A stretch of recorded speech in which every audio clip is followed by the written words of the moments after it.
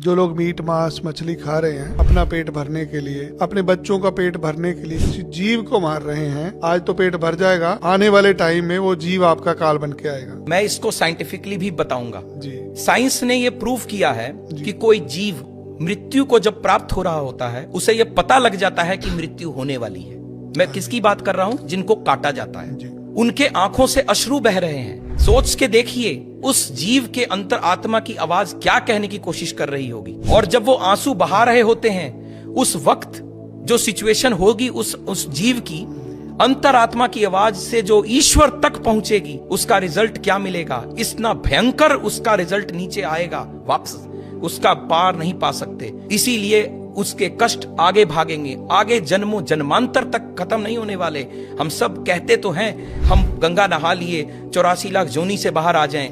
मैं नहीं मानता कि ऐसा हो पाएगा अगर इन कर्मों के साथ हम कनेक्ट हुए। क्योंकि एक और चीज इसके साथ बहुत इंपॉर्टेंट मैं बोलना चाहूंगा। मैंने ये लोगों से सुना है, पढ़ा भी है, और बहुत बार आजकल के YouTube वीडियोस वगैरह में भी इंफॉर्मेशन फ्लो कर रही है कि जो लोग नॉन वेजिटेरियन फूड की तरफ बहुत ज्यादा अग्रसर हैं, धीमे धीमे उनमें एक साइकोसिस, एक फियर फैक्टर पनपता है। ये बहुत से लोग ये मानते हैं और ये साइंटिफिकली प्रूव्ड है।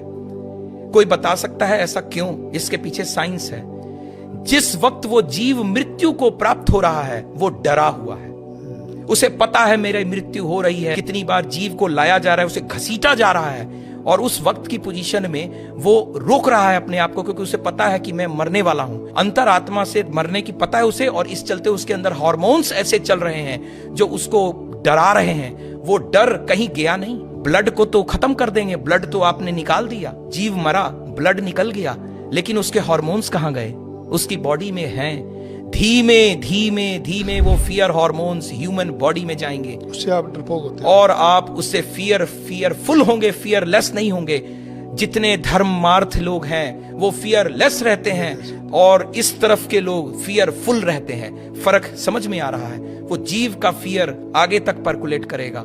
इसीलिए बीमारी हो रही है, इसका मतलब बीमारी भी आ रही है। तभी तो कहा जाता है कि ये स्वाइन फ्लू आ गया तो आप नॉनवेज फूड छोड़ दीजिए, ये फ्लू आ गया तो वो छोड़ दीजिए। और ये हार्मोन फियर फैक्टर पर्कुलेट कर रहा है तो लोग फियरफुल होते चले जा रहे हैं, प्लस कर्म खराब हो रहे हैं। मैं बार बार कहूंगा, काल पुरुष की कुंडली को कोई एस्ट्रोलॉजर और कोई भी धरती पर रहने वाला जीव जो समझ रहा है वो उसे भूले ना।